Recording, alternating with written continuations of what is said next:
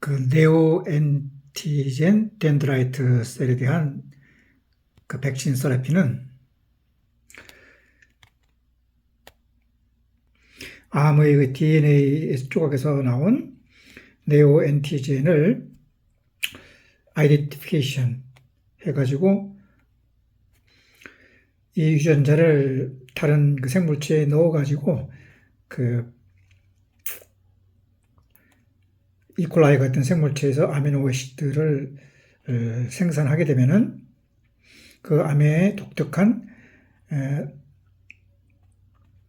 아미노 애시드, 즉 펩타이드 결합, 그 엔티젠을 생산할 수가 있다. 이 생산한 모습을 똑바로 보라고 역시 그 데인드라이트 셀을 교육을 시킨다. 그 저런 엔티젠의 모습을 한 아미노 애시드의 펩타이드를 보면은 저게 암인지 알으라고 덴드라이트 셀을 교육을 시키면은 덴드라이트 셀은 본능적으로 엔티젠에 반응하는 여러 가지 리셉터들이 많아가지고 이들을 기억하게 된다. 그래서 엔티젠 펩타이드를 기억하는 덴드라이트 셀을 몸에 넣었을 때 얘들이 몸에 가가지고 암세포가 보이면, 즉 교육받은 대로 엔티젠이 있는 것이 보이면은 그 주변에 있는 K셀에다가 림포사이트 저놈이다. 저것이 내가 외부에서 수업받고 온 저 엔티젠이니까 저들을 죽여라 하면서 덴드라이트 셀이 K셀의 공격을 명령하고 B셀에 또 엔티바디를 만들어 공격해가지고 없애는 방법이다. 이렇게 외부에 나갔다 온 덴드라이트 셀을 하더라도 일단 몸으로 들어가면은 자기 몸에서 나온 것이기 때문에 몸에서 다른 덴드라이트 셀이 있지만 외부에서 교육받고 들어온 그 덴드라이트 셀도 관용을 해준다. 아, 쟤도 우리 편이야. 그래서 얘들이 시킨 대로 지시에 따라가지고 새로운 정보를 가지고 들어온 덴드라이트 셀 명령을 몸에 있는 림포사이트들이, 즉 K셀이 받아들여가지고 암을 공격하는 것이다.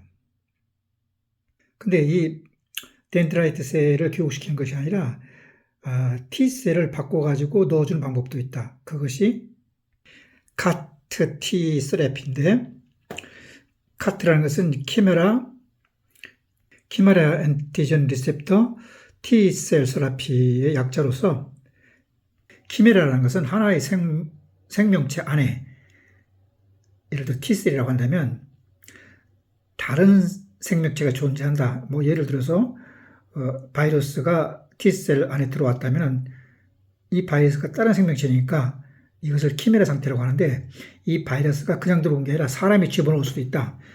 어떻게 하냐면 바이러스에다가 그 특별한 그 엔티젠을 인식할 수 있는 엔티바디를 그 붙인 그런 바이러스를 인공적으로다가 T셀 세포질 안에다 넣어줄 것 같으면은, 우리가 암이 생기는 이유가 뭐 엑스레이도 있지만 바이러스가 몸에 들어와서 얘들이 그 세포에 침입한 세포의 유전자를 변이시켜가지고 핵인 유전자를 변이시키기 때문에 그 뮤테이션, 돌연변이가 생긴다. 이것이 암이다.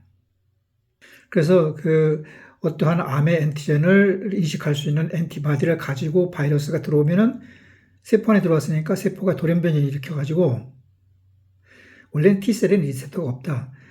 리셉터가 없는 T셀에 그 리셉터를, 그 엔티바디를 가지고 온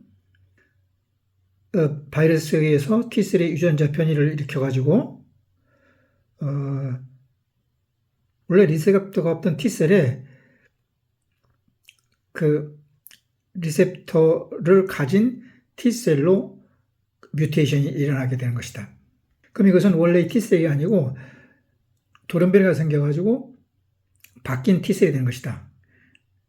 이것을 많이 증식해가지고 몸에 집어넣으면은 이 돌연변이가 돼가지고 증식이 많이 된 T셀은 자기가 스스로 없던 리셉터가 생겼기 때문에 이걸로 인해 가지고, 또 특히 이 리셉터는 암의 엔티젠을 인식할 수 있는 엔티바디를 장착하고 있으니까 직접 이 T셀이 암세포의 엔티젠을 공격할 수 있게 되는 것이다.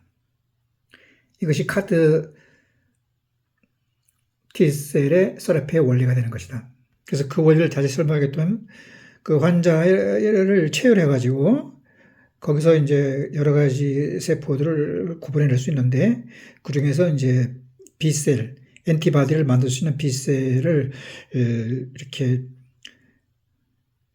구별해 보면은 이 환자가 암에 걸렸기 때문에 이 B셀의 리셉터에는 이미 자기 몸에 들어온 암에 대한 그 엔티바디가 형성되어 있다. 이 엔티바디라는 것은 그 암의 엔티젠을 알아볼 수 있는 것이다.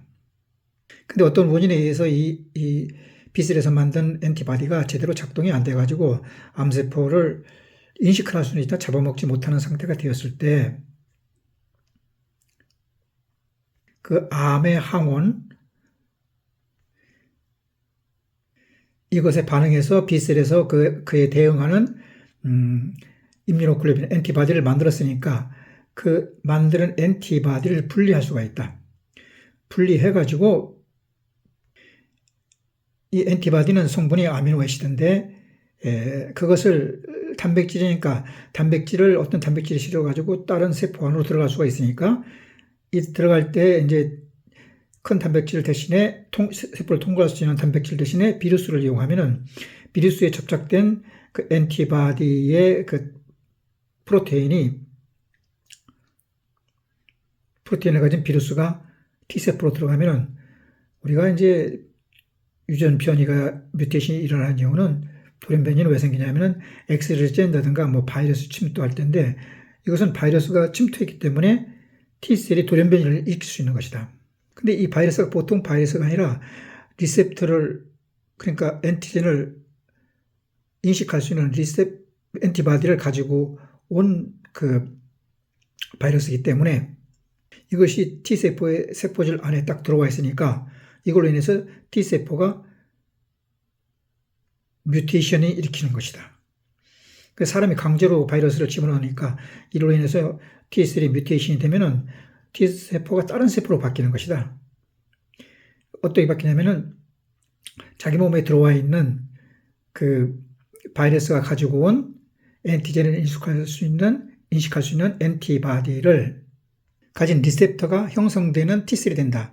원래 T셀에는 리셉터가 없다. 근데 이런 변형이 된 자기 몸에 이미 바이러스가 들어왔기 때문에 돌연변이 일어나가지고 그 밖에서 들어온 암의 엔티전을 인식할 수 있는 엔티바디를 가지고 있는 리셉터를 만드는 새로운 그 T셀이 되는 것이다. 그럼 이것을 갖다가 프롤리페이션 시켜가지고 많이 만들어가지고 사람 몸에 집어넣을 것 같으면 얘들이 직접 T셀이 직접 들어가가지고 다른 셀에 명령할 필요도 없다. 뭐 T셀 같은 경우는 다른 킬러셀한테 연락하는데 얘들은 직접 자기가 이 T셀이 자기가 그 엔티젠을 그 인식할 수 있는 그 리셉터를 가지고 있으니까 엔티바디를 그 이용해가지고 엔티젠을 인식해가지고 암세포를 무력화시킬 수 있게 되는 것이 이 카트 그 T셀 서라피의 원리가 되고 이것은 카트 T셀이 계속 그 1세대, 2세대, 3세대로 또 발전되고 있는 추세로 보면 되겠다. 그래서 예를 들어서 뭐 카트 T셀을 운반하는 것이 지금까지는 그러니까 B셀이 그 만든 엔티바디를 T셀한테 넣었는데 이번엔 T셀이 아니고 T셀한테 넣어서 명령을 또 내릴 수도 있고 직접 그 킬러셀, NK셀한테도 이런 그 엔티젠의 암을 인식할 수 있는 리셉터를 만들 수도 있는 방법도 연구 중으로 보면 되겠다.